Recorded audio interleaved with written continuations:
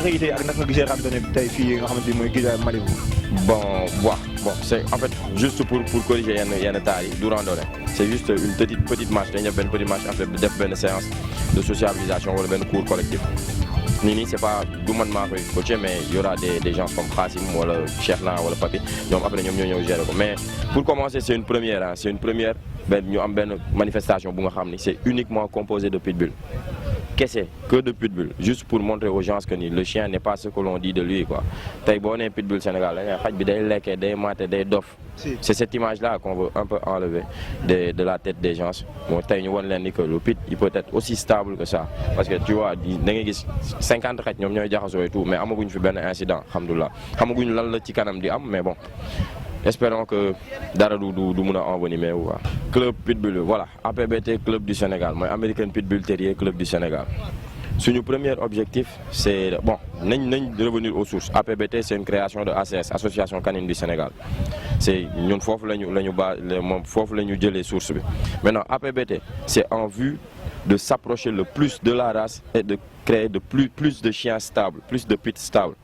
on se plaît à dire que on veut un pit dans chaque famille tey kër gu nekk bëgg nañ mu am benn pit mais loolu pour mu am il faut que ñun ñu xool nu ñuy gérer xaj yi ba mun a def ay portées yu nga xam ne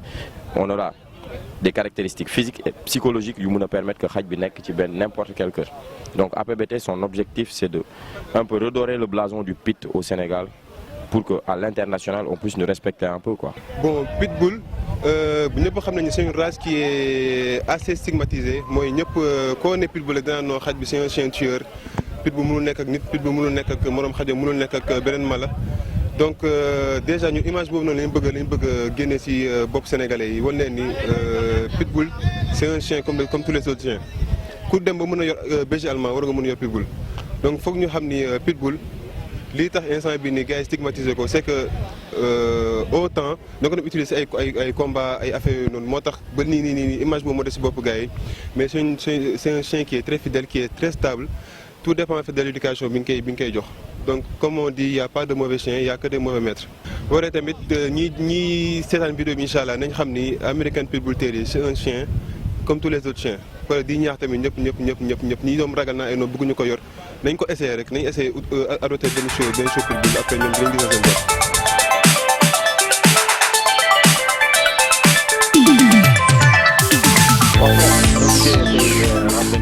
kii bi waa APBT. Randonnée bi c'est la première fois que c'est pour juste déjà lancer officiellement le club Pitbull de l'American Pitbull Terrier du Sénégal. Nous avons déjà fait des randonnées avec d'autres races. Aujourd'hui dañ koy spécifier avec le comment dirais-je avec l'American Pitbull Terrier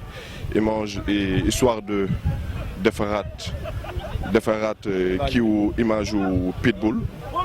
wane ni du li ñu yaakaar xalaatu profane moo tax ñuy wax ni Pitbull il est dangereux neexul a éduquer et tout cela gis nañ fi ay xale yu yor Pitbull et tout cela loolu moo tax ñu war a def randonnée bi et après normalement gars yi dinañ ko def après ak ay cours de dressage et cours d'éducation pour montrer comment tenir son chien à la maison et comment le maîtriser en fait. Parce que li nekk ci pit moo nekk ci yeneen xaj yi il faut pas qu'on focalise le débat sur l'American Pitbull Terrier responsabilité la yor xaj pour man boo yoree xaj da nga yor doom ni nga yoree sa doom bi nga bokkal bi nga jur noonu nga yoree xaj c'est-à-dire tu le nourris tu l'éduques et voilà tey ku la woo ne la sa doom ngi xeex di nga génn àtte ne ko yemal fii nga war a yem cela va de soi chez les chiens et puis c'est des chiens ils sont utiles voilà c'est ça mais moi je fais jamais du ma focaliser entre ce type de chien et l'autre maintenant am na lu am nag franchement faut le dire que nit ki ça dépend ci nit ki avant de faire le choix d'un chien da ngay xam lan nga ci bëgg def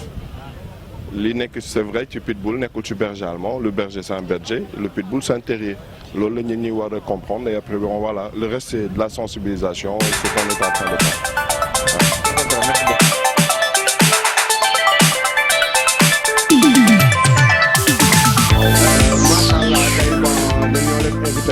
fii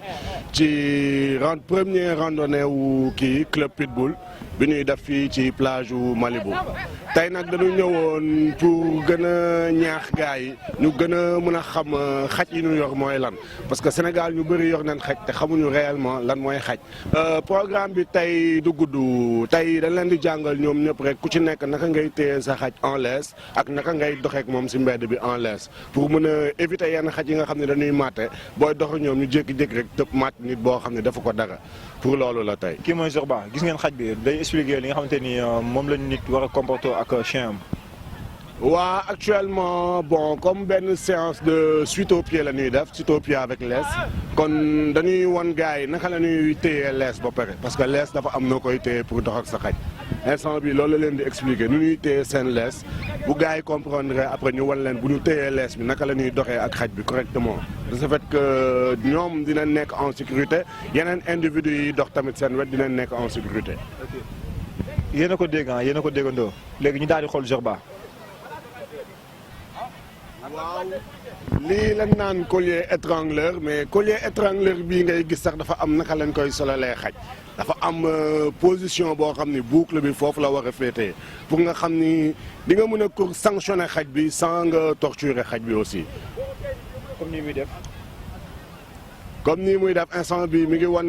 gars yi boo téye lees bi dox ak xaj bi naka ngay bloquer xaj bi pour mu mën a taxaw wala pour mu mën la suivre correctement. parce que xaj bu xamul si au pied il a tendance à buy dox mu jiitu la dem ci kanam wala soit muy traîner si ginnaaw léegi da leen di expliquer ni que par exemple main droite kese ngay téye lees mais pas ñaari loxo benn loxo la ñuy téye lees beneen loxo bi c'est juste pour rectifier xaj bi nga xam ni bu avancé nga mun ko bloquer mu dox au pied normalement. comme ni Zorba di def. voilà fekk mu jël benn loxo bi dugal ko ci benn loxo pied droite bi jël kii loxo gauche téye ko ak étrangleur bi di dox xaj bi tourner ak moom. voilà lii mooy yoon bi nga xam ni moom ngay jàngalee xaj mu mun a dox correctement suite au pied par exemple gis nga xaj bi bu nekkee di traîner day xaw a xëcc tuuti maanaam xaj bi da koy gën a mun a suivre loolu la ni foofu ngay mun a tegee yoon xaj bi ba xaj bi xam parce que ku xamul munoo xëy rek di ko dóor pour mu xam kon léegi foog nga won ko yoon bi di ko jàngal ba mu comprendre ko loolu la. ok comme léeg-léeg xaj nga yor ko nii léeg-léeg muy xëccu di dem wala soit nga yor ko mu yéex nee na ko assis mu toog. waaw parce que mais assis bi moom ordam la mais bokk si on jusque naka la ñuy téye xaj comme li nga wax léegi nga téye xaj rek mu avancé automatiquement kon waroo jël sa ñaari loxo nga xëcc xaj bi loolu yaa ngi corriger xaj bi te xaj bi xamul xaj bu xamul kenn du ko corriger da nga koy wat su avancé da ngay jël sa main gauche nga xëccaat ko ba mu ñëw sa tànk nga ni ko ça c'est bien de récompenser xaj bi dox ak moom loolu la. léegi la mooy rôle lu crêcher xaj def benn affaire nga apprécier ko mooy crêcher. mi ngi mel ni sa doom. tey jii sa doom boo ko buy jàng école bu jëlee note bu baax par exemple nga jëndal ko benn cadeau li mu gën a bëgg kooku yaa ngi motiver sa doom pour ëllëg mu gën a def note yu baax même ci xaj noonu la mel parce que loolu psychologie animale la boo koy récompenser mooy yaa ngi koy pousser pour muy def loolu ci lu baax ci lépp lu mu munti doon muy lu baax muy lu bon mais tant que yaa ngi ko ciy récompenser rek mooy yaa ngi ko ciy pousser pour mu def ko. pour man du ma ne comportement pit dëgg la xaj bu ci nekk am nga sa benn comportement spécifique mais fii Sénégal li gën a tax ñu naan pitbull baaxul mooy ci borom pitbull yi la pas ci xaj bi. mais dafa ñàng nag. ñaaw na